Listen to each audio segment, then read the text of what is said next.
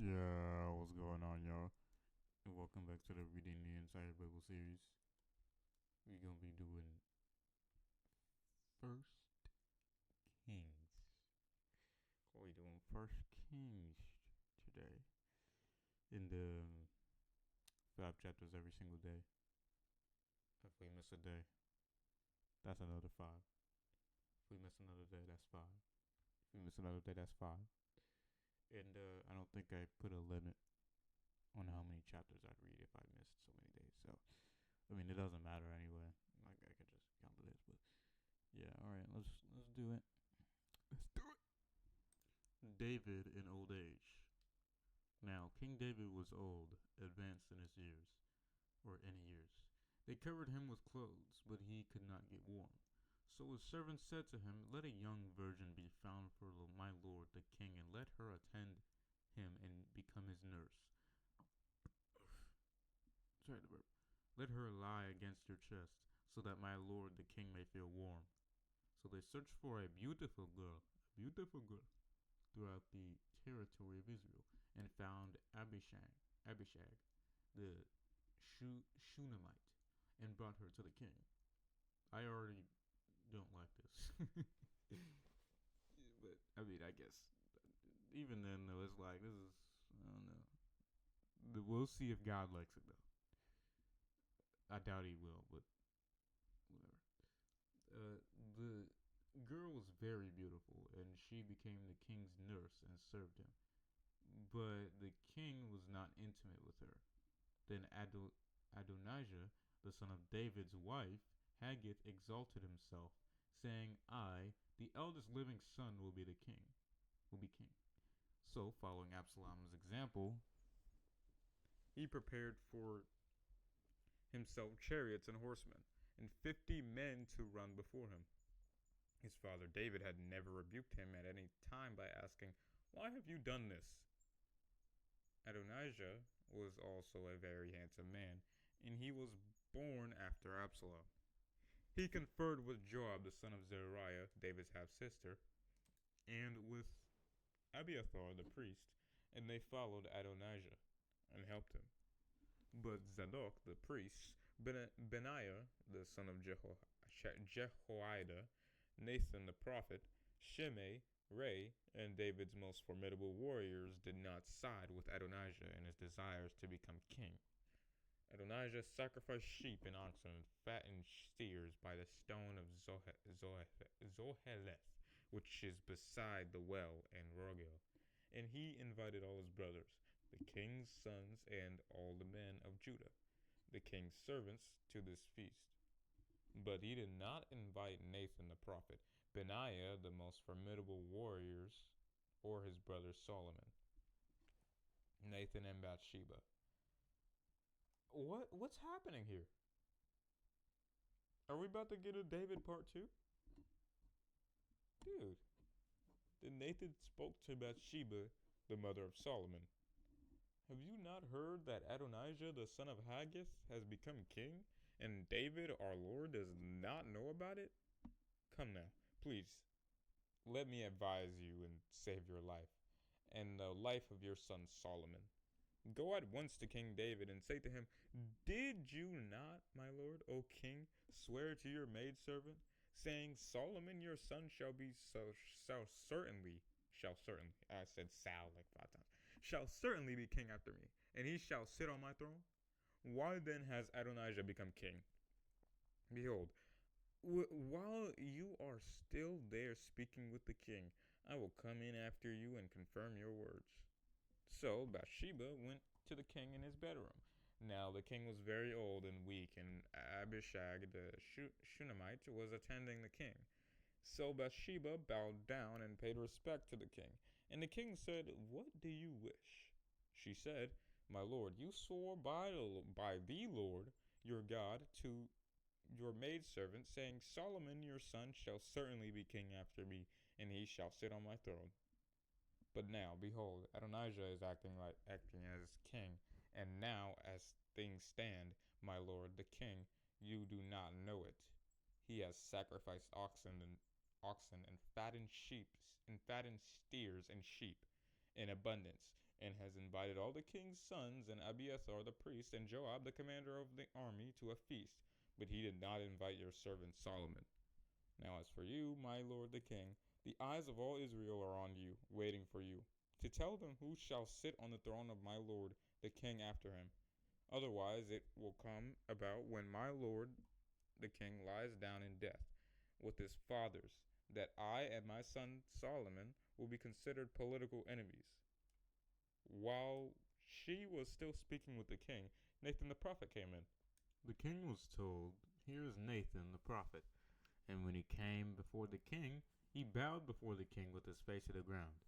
Then Nathan said, "My lord the king, have you said Adonijah shall be king after me, and he shall sit on my throne?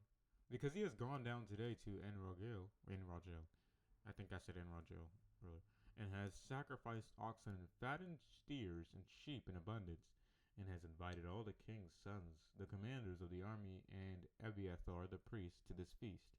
And right now they are eating and drinking in his presence, and they say, 'Long live King Adonijah!' But he has not invited me, your servant, nor Zadok the priest, nor Benaiah the son of Jehoiada, nor your servant Solomon. If this thing has been done by my lord the king, why have you not shown your servants who shall sit on the throne of my lord the king after him?" King David answered, "Call Bathsheba to me." I don't know why they didn't do that in the first place. Like, if that's his wife. Whatever. They could have done that. It's fine. King David answered, "Call Bathsheba to me."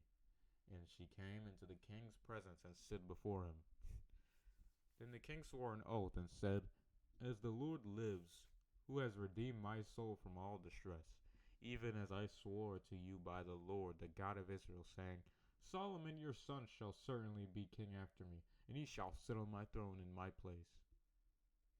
I will indeed do so this very day." Bathsheba bowed down with her face to the ground, and laid herself face down before the king, and said, "May my lord King David live forever." Then King David said, "Call Zadok the priest, Nathan the prophet, and Benaiah the son of Jehoiada to me."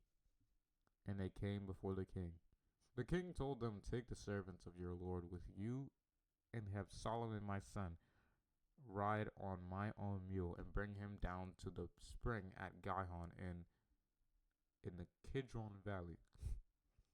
Let Zadok the priest and Nathan the prophet anoint him there as king over Israel. Then blow the trumpet and say, 'Long live King Solomon.' Then you shall come up to Jerusalem after him, and he shall come and sit on my throne, and he shall reign as king in my place. For I have appointed him to be ruler over Israel and Judah." Benaiah, the overseer of the king's bodyguards, the son of Jehoiada, answered the king and said, "Amen, so be it. May the Lord, the God of my lord, the king, say so too. Just as the Lord has been with my lord, the king, so may he be with Solomon, and may his throne make his throne greater than the throne of my lord King David." Solomon anointed king. So Zadok the priest, Nathan the prophet, Benaiah the son of Jehoiada, the Cherethites, and the Pelethites, the king's bodyguards, went down from Jerusalem, and had Solomon ride on King David's mule, and brought him to the spring at Gihon. Zadok the priest took a horn of olive oil from the sacred tent and anointed Solomon. They blew the trumpet, and all the people said, "Long live King Solomon!" And all the people went up after him, and they were playing on flutes and rejoiced with great joy, so that the earth shook and seemed to burst open with their joyful sound. Now Adonijah and all the guests who were with him heard it as they finished eating. When Joab heard the trumpet sound, he said, "Why is the city in such an uproar?" While he was still speaking, behold, Jonathan the son of Abiathar the priest arrived, and Adonijah said, come in, for you are a valiant and trustworthy man, and you bring good news." But Jonathan replied to Adonijah, "No. On the contrary, our Lord King David has made Solomon king. The king has sent him with Zadok the priest, Nathan the prophet, Benaiah the son of Jehoiada, the Cherethites, and the Pelethites, and they have had him ride on the king's own royal mule.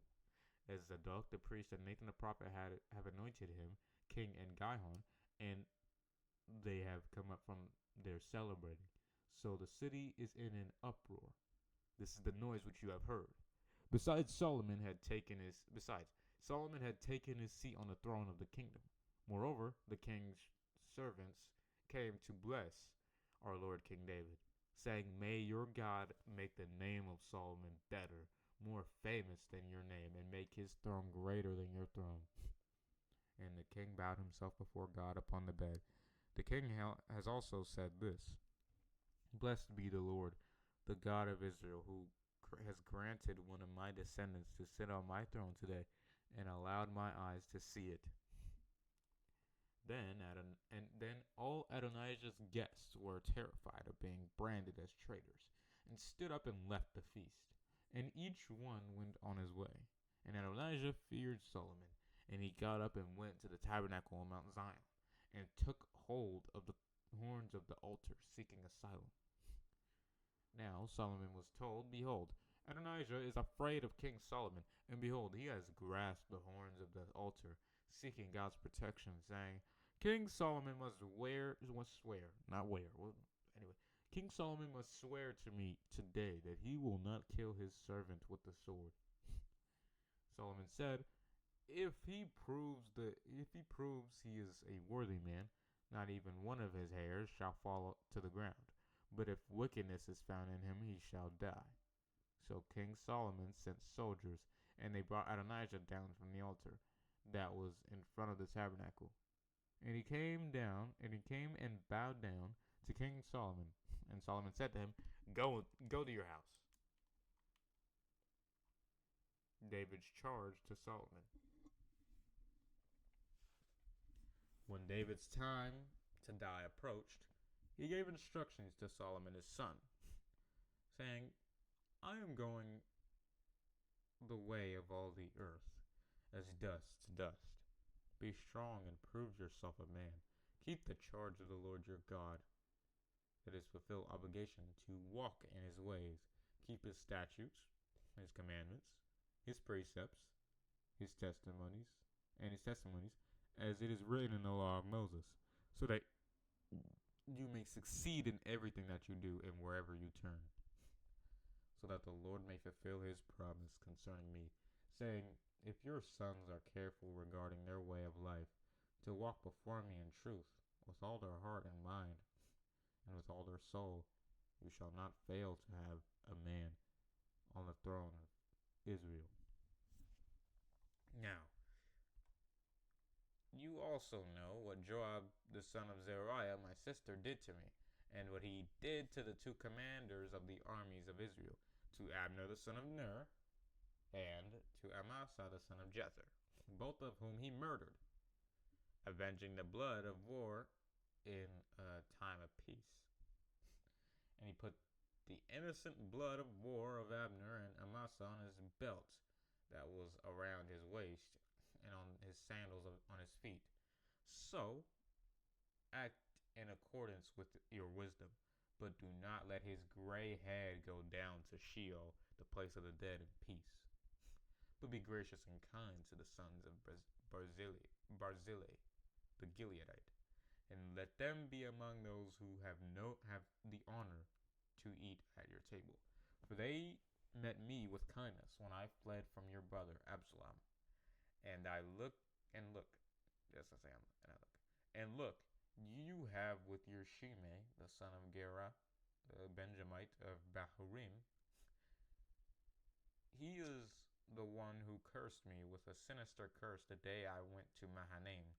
But he came down to meet me at the Jordan on my return, and I swore to him by the Lord, saying, I will not put you to death with the sword. But now, do not let him go unpunished, for you are a wise man, and you will know what to do with him, and you will bring his gray head down to Sheol covered with blood. death of David. Dang. He was like the main character.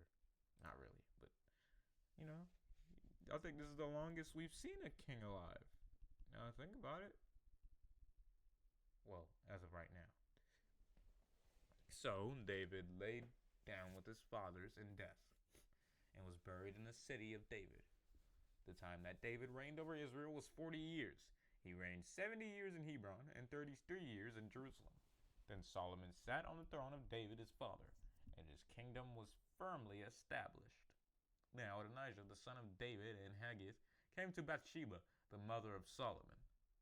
She said, "Do you come in peace?" And he said, "In peace." Then he said, "I have something to say to you." And she said, "Speak." So he said, "You know that the kingdom belonged to me as the eldest living son, and all Israel looked to me and expected me to be king. However, the kingdom has passed from me and became my brother's, for it was his from the Lord. So now I am making one request of you. Do not refuse me." And she said to him, "Speak." He said, "Please, speak to King Solomon, for he will not refuse you. And ask that he may give me Abishag, the Shunammite, as a wife." Bathsheba replied, "Very well, I will speak to the king for you." Uh-oh. Isn't that one of David's sons? Okay. Adonijah executed. Dang. Yikes. So Bathsheba went to King Solomon to speak to him for Adonijah. And the king rose to meet her, bowed before her, and sat down on his throne. Then he had a throne set for her, the king's mother, and she sat on his right. Then she said, "I am making one small request of you. Do not refuse me." And the king said to her, "Ask, my mother, for I will not refuse you." So she said, "Let Abishag, the Shunammite, be given to your brother Adonijah as a wife." King Solomon answered and said to his mother, "And why are you asking for Abishag, the Shunammite, for Adonijah? Ask the kingdom for him also, since he is my older brother. Ask it for him and for Abiathar the priest and Joab the son of Zeruiah, his supporters." Then King Solomon swore by the Lord, saying, "May God do the same to me, and more also, if Adonijah has not requested this deplorable thing against his own life. So now, as the Lord lives, who has established me and set me on the throne of David my father, and who has made me a house as he promised, Adonijah shall indeed be put to death today." So King Solomon sent Benaiah the son of Jehoiada, and he struck Adonijah, and he died.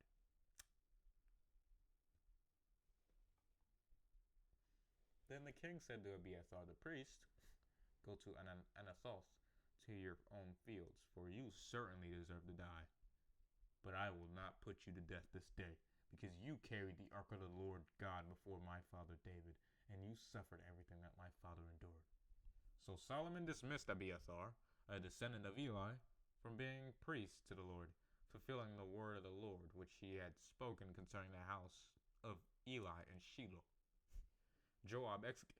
Dang, everyone get executed. Not everyone, but still, like, man, I mean, we know these characters since we know them since 2 Samuel. Like, bro, this is crazy. Now the news reached Joab, for Joab had supported and followed Adonijah. I was looking at something, my bad. Although he had not followed Absalom. So Joab fled to the sacred tent of the Lord and took hold of the horns of the altar to seek asylum.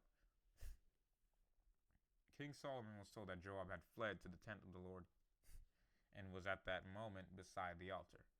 Then Solomon sent Benaiah, the son of Jehoiada, saying, "Go, strike him down." So Benaiah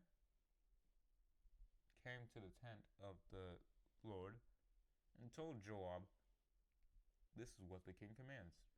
Come out of there." But Joab said, "No, for I will die here."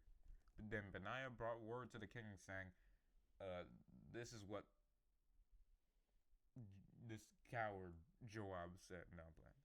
This is what Joab said, and this is how he answered. The king said to him, "Do as he has said. Strike him down and bury him, so that you may remove from me and from my father's house the innocent blood which Joab shed. The Lord will return his bloody deeds upon his own head, because he struck down 2 men more righteous and honorable than he, and he killed them with the sword without my father David knowing. Abner the son of Ner, commander of the army of Israel, and Amasa the son of Jether, commander of the army of Judah. So shall their blood return on the head of Joab, and the heads of his descendants forever. But for David his descendants, his house, and his throne, may there be peace from the Lord forever." So Benaiah, the son of Jehoiada, did I just unplug my mic? No, I didn't. I'm so glad I didn't. Anyway, what was I reading? So Benaiah, the son of Jehoiada, went up to the tabernacle and struck and killed David. And killed Joab. And he was buried at his own house in the wilderness of Judah. The king appointed Benaiah, the son of Jehoiada, over the army in Joab's place, and anointed Zadok, the priest, in the place of Abiathar. Shimei executed. See, look at this. Look at this. Solomon said, "Bodies, bodies, bodies." Anyway, now the king sent word and called for Shimei, and said to him, "Build yourself a house in Jerusalem and live there. Do not go from there to any other place. For on the day you leave,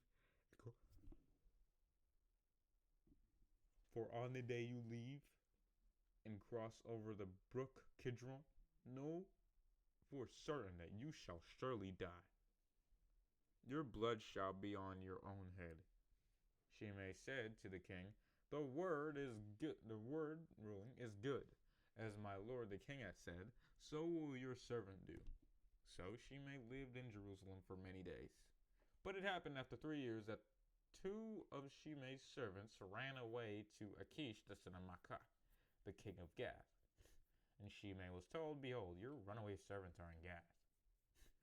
So Shimei arose, saddled his donkey, and went to Gath to King Achish to look for his servants. And Shimei went and brought them back from Gath. Now Solomon was told that Shimei had gone from Jerusalem to Gath and had returned. So the king sent word and called for Shimei and said to him, "Did I not make you swear by the Lord and solemnly warn you, saying, know for certain that on the day you leave Jerusalem and go anywhere you shall surely die? And you said to me, the word ruling I have heard is good. Why then have you not kept the oath of the Lord and the command which I gave you?" The king also said to Shimei, "You are aware in your own heart of all the evil you did to my father David, so the Lord shall return your evil on your own head. But King Solomon shall be blessed, and the throne of David shall be established before the Lord forever." So the king commanded Benaiah, the son of Jehoiada, and he went down and struck down Shimei, and he died. So the kingdom was established in the hands of Solomon. And on his first couple weeks of being king, no, not weeks, it's his first years of being king, he already caught a couple bodies. Solomon's rule consolidated.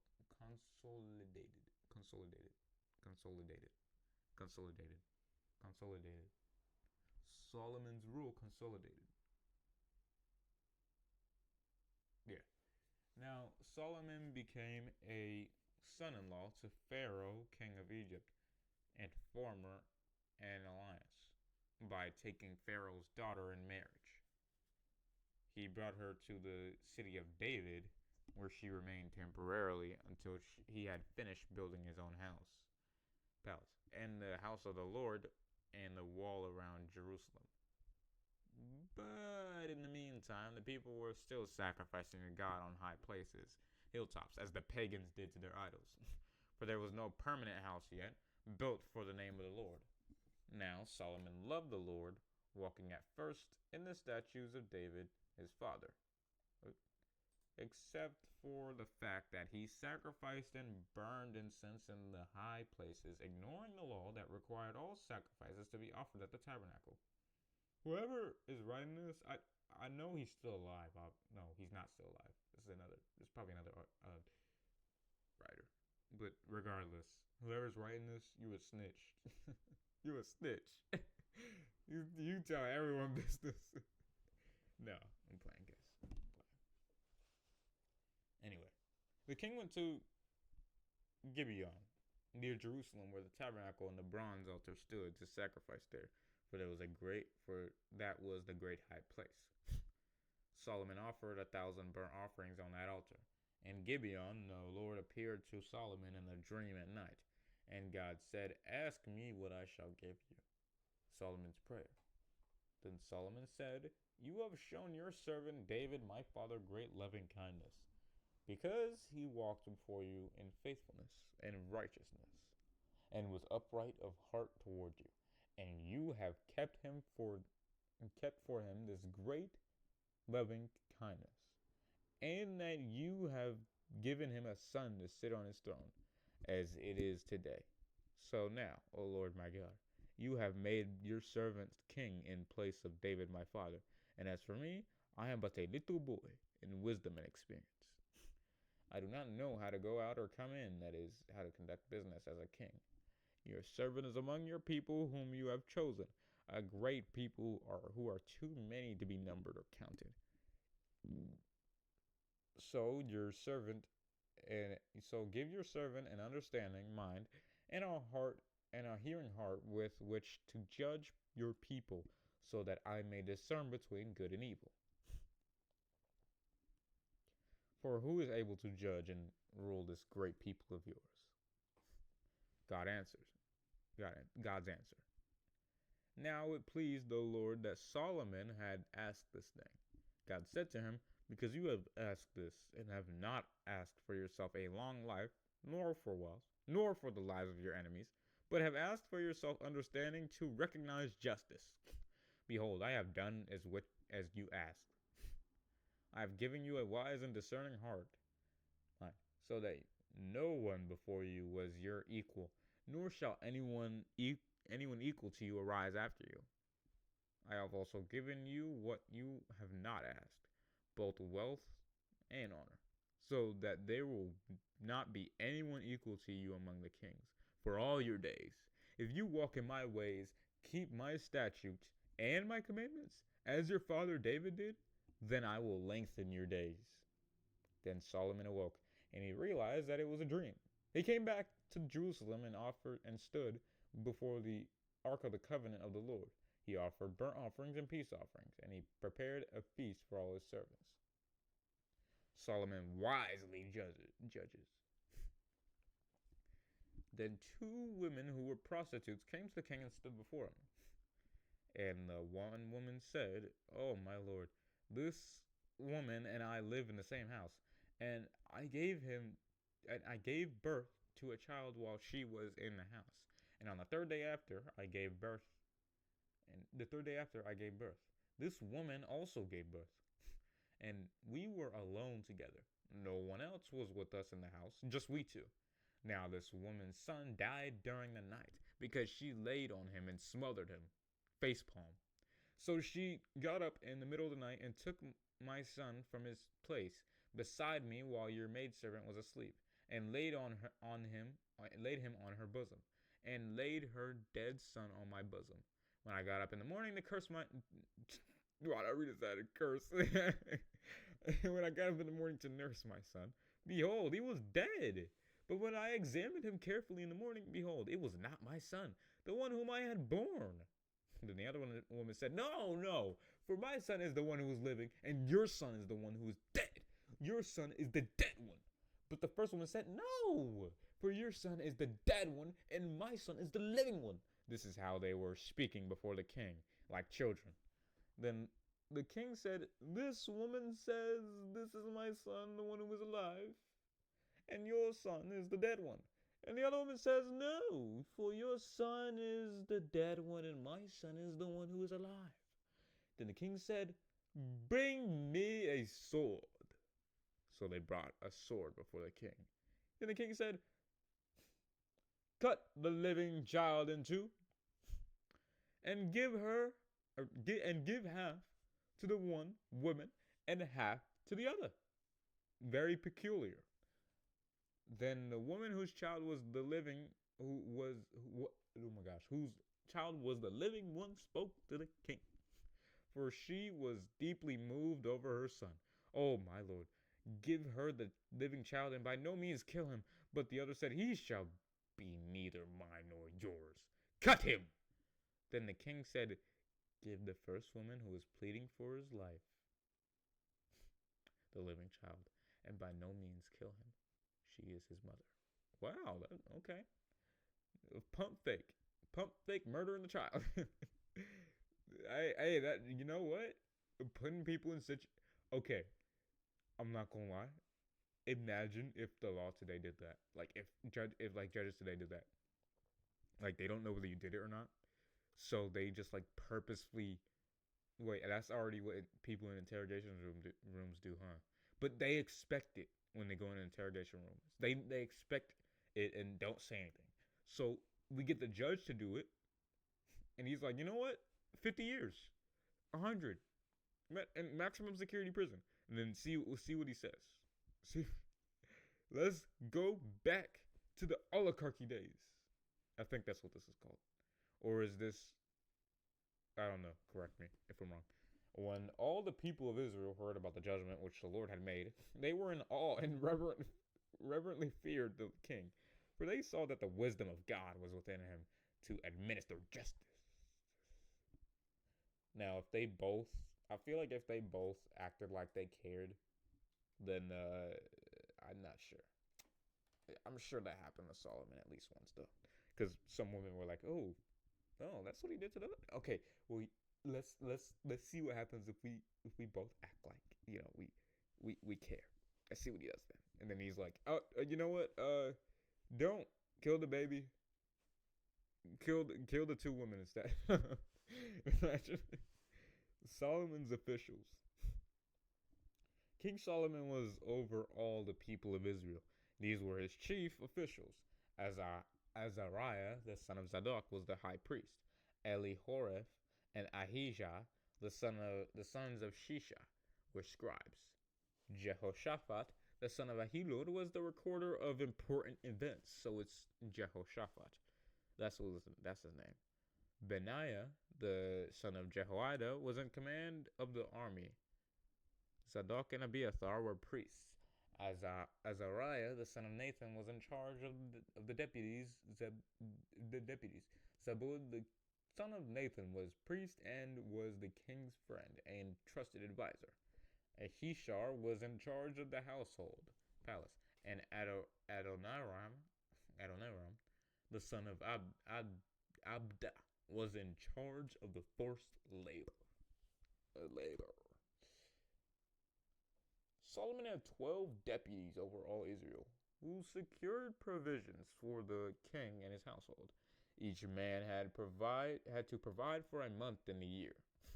These were the names: Ben-Hur, in the hill country of the tribe of Ephraim; Ben-Deker, in Makaz, and Shalbim, and Beth Shemesh, and Elon Beth Haran, Ben Hesed, and Aruboth.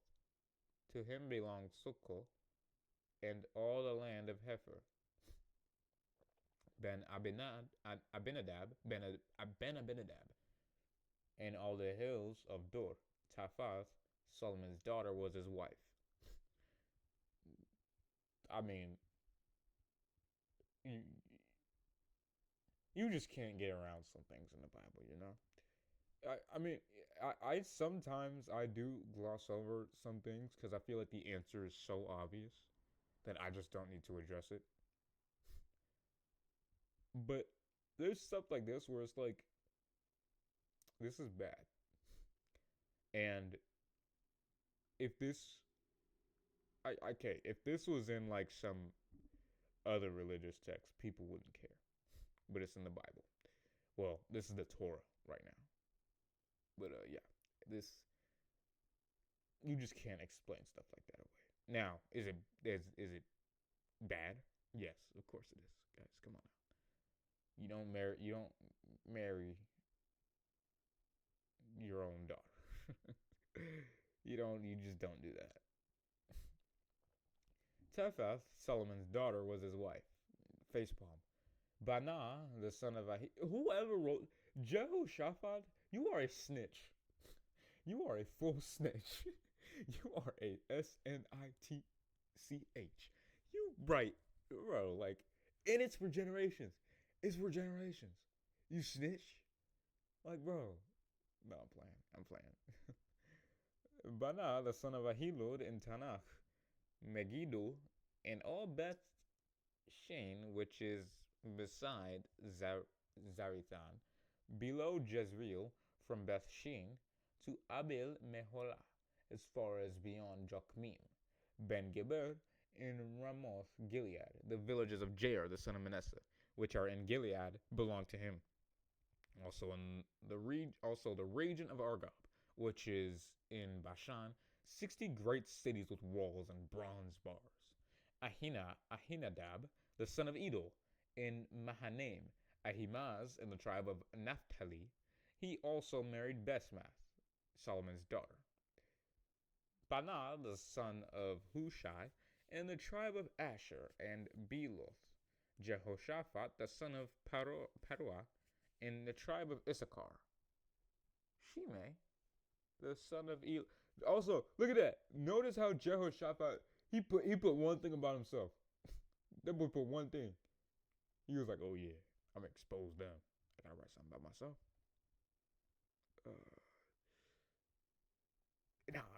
I'll just put on the son of Paruah in the tribe of Issachar. There we go. All right, yeah, there we go. Like, I'll play. I'm playing this. Shimei, the son of Elah, in the tribe of Benjamin. Geber, the son of Uri, in the land of Gilead, the country of Sihon, the king of the Amorites, and of Og, king of Bashan. And he was the only officer who was in the land. Solomon's power, wealth, and wisdom. The people of Judah and Israel were as numerous as the sand that is in abundance by the sea. They were eating and drinking and rejoicing. Now Solomon reigned over all the kingdoms from the Euphrates River to the land of the Philistines, and to the border of Egypt. They brought tribute, money, and served Solomon all the days of his life. Solomon's food for the royal household for one day was 30 cores of finely milled flour, 60 cores of wheat flour, 10 fat oxen, 20 pasture-fed oxen, 100 sheep, not counting fallow, deer, gazelles, roebucks. Guys, there's roebucks in the Bible. Oh my gosh. Guys, this is a prophecy. The Bible predicted roebucks. Hold on, wait, guys, wait. So as you guys can see, Robux is in the Bible. I had to contact the people who made this translation, the Amplified translation, and they fixed it. And ignore the context. The Bible's been corrupted, as Muslims will say. This has all been corrupted. And yeah, this is all accurate to the original source. Don't look at the original Hebrew. I have the same knowledge and brilliance as Billy Carson. Don't question me, okay? Don't question me. Guys, that's a joke. All this is a joke. I just did inspect element. For he was ruling over everything. I already read the last part and found. Yeah, the word Robux was just Robux. It's a type of animal. Anyway. For he was ruling over everything west of the Euphrates River, from Tifsha to Gaza, over all the kings west of the Euphrates River, and he had peace on all sides all around him. Judah and Israel lived in security, every man under his vine and fig tree, in peace and prosperity. From Dan in the north to Beersheba in the south, during all the days of Solomon. Solomon also had 40,000 stalls of horses for his chariots, and 12,000 horsemen. Those deputies provided food for King Solomon and for all the staff who came to King Solomon's table, each in his mouth, each in his month, not mouth, month. They let nothing be lacking. They also brought the barley and straw from the horses and swift steeds, war horses' charges, to the place where it was needed, each man according to his assignment.